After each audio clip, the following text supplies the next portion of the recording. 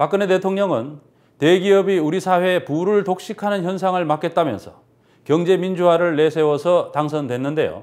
아시다시피 경제민주화라는 단어는 당선 이후 박 대통령의 입에서 들어볼 수 없는 단어가 됐습니다.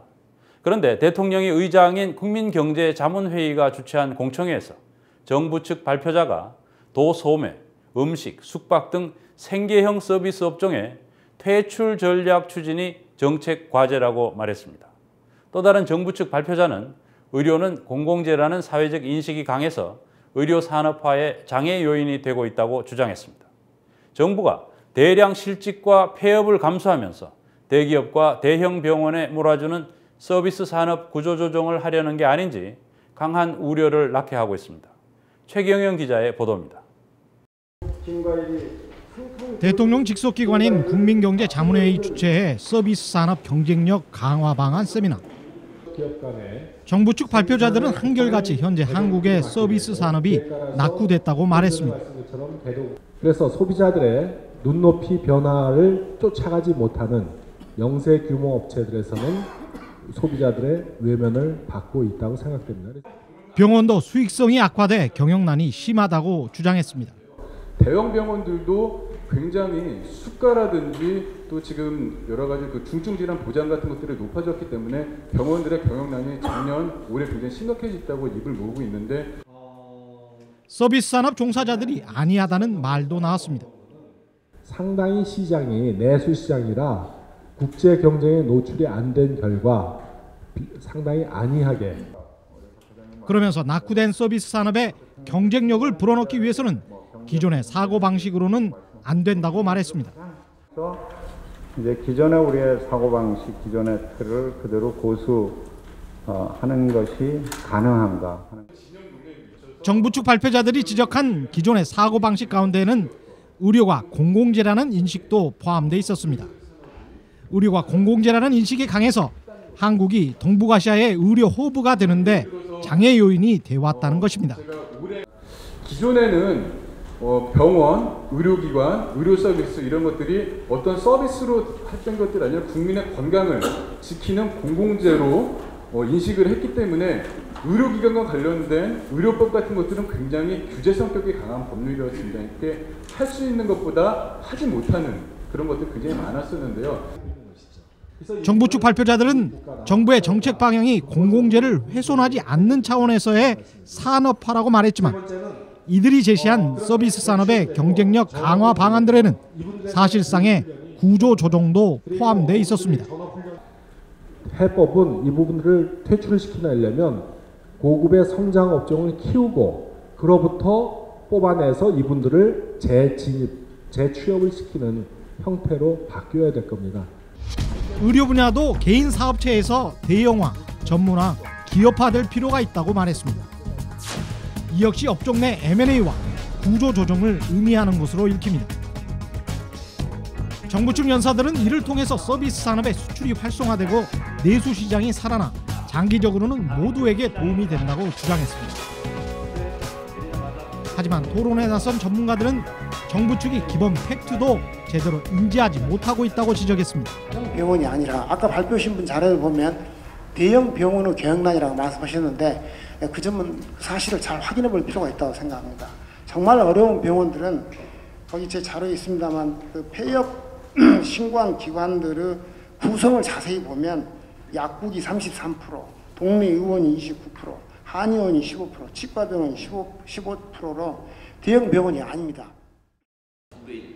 정부 측 발표자들이 너무나 쉽게 퇴출과 구조 조정을 거론하는 데 대해 분통을 터뜨리는 사람도 있었습니다.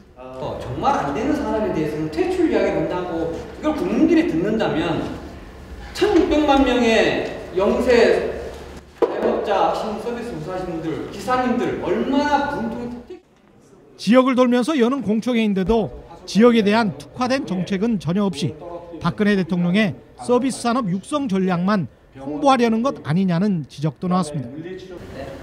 오늘 이 발표가 지역 경제와 같이 가는 발표인지 아니면 인프라가 중앙에 몰려 있으니까 중앙에서 얻어서 지역은 그냥 니들 부시래기나 주워 먹으라는 그런 강의를 내가 몰라서 토론회를. 실제로 뉴스타파가 확인한 결과 정부 측 발제자로 나선 KDI의 김주은 서비스산업경제부장은 지난해 12월 부산에서도 똑같은 내용의 주제 발표를 한 것으로 드러났습니다. 주제 발표는 부산이나 광주나 한 문장도 변한 것이 없었습니다. 국민경제자문회의는 앞으로도 전국을 돌며 비슷한 공청회를 계획하고 있습니다. 토론 직후 논란이 된 퇴출 전략 추진과 관련해 김주은 부장은 단순한 퇴출이 아니라 전업을 위한 퇴출이라는 점을 강조했습니다.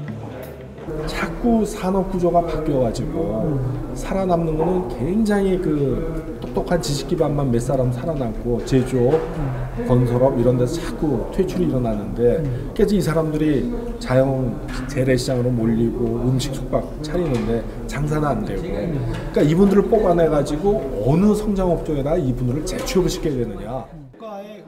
그러면서도 의료 분야에서도 구조 조정이 있을 수 있음을 시사했습니다. 대형화하고 이제 정형화시키고 기업화시킨다고 그런 말씀하셨잖아요. 그게 이제 추진 과제인데 그렇게 되면은 이렇게 생계형 서비스 업종처럼 일정 부분은 구조 조정돼야 되는 거 아닙니까? 일종이 그렇죠. 김주은 부장은 지난해 11월 박근혜 대통령 주재로 KDI에서 열린 국민경제자문회의에서 서비스 산업 육성 방안을 발표했던 정부 측의 이 분야 실무 책임 연구원입니다. 이날 토론회를 주최한 국민경제자문회의는 대통령을 도와서 국민의 행복과 경제 발전을 위한 주요 정책의 방향을 제시하는 헌법상 기관으로 대통령이 의장을 맡고 있습니다. 박근혜 대통령은 취임 후 이미 수차례 국민경제자문회의를 주재한 바 있어 이날 발표된 서비스 산업 육성 방안도 대통령의 의중이 반영됐을 가능성이 높습니다. 특히 국민경제자문회의의 창조경제분과위원회 위원장에는 미국의 맥킨지 컨설팅의 한국 사무소 대표가 맡고 있는데 맥킨지 컨설팅은 이미 지난해 4월 한국의 내수 회복을 위해 한국 정부가 의료, 관광 등 서비스 산업을 육성해야 한다고 조언하면서 이를 위해서는 서비스 산업 종사자들이 자신의 사업체나 직장을 잃을 각오까지 해야 한다고 밝히고 있습니다. 그로부터 8개월 뒤 박근혜 대통령은 맥킨지 컨설팅 보고서와 매우 흡사한 미래 전략을 제시했습니다. 보건, 의료 등 5대 유망 서비스 업종에 대해서는 업종별로 관계 부처 합동 TF를 만들어 이미 발표한 규제 완화 정부 대책을 신속하게 이행하고. 박근혜 대통령의 기자회견에는 장밋빛 미래만 제시됐습니다. 그러나 국민경제자문회의 주최의 토론회나 맥킨지 보고서에 따르면 박근혜 정부의 서비스 산업 육성안엔 대량 실직과 폐업 사태가 수반될 것으로 보입니다. 결국 정부가 퇴출과 구조조정이라는 진실의 이면은 감추고 장밋빛 미래만 선전하면서 전국을 돌며 형식적인 공청회만 하고 있는 것 아니냐는 비판이 나올 수밖에 없는 상황입니다. 뉴스타파 최경련입니다.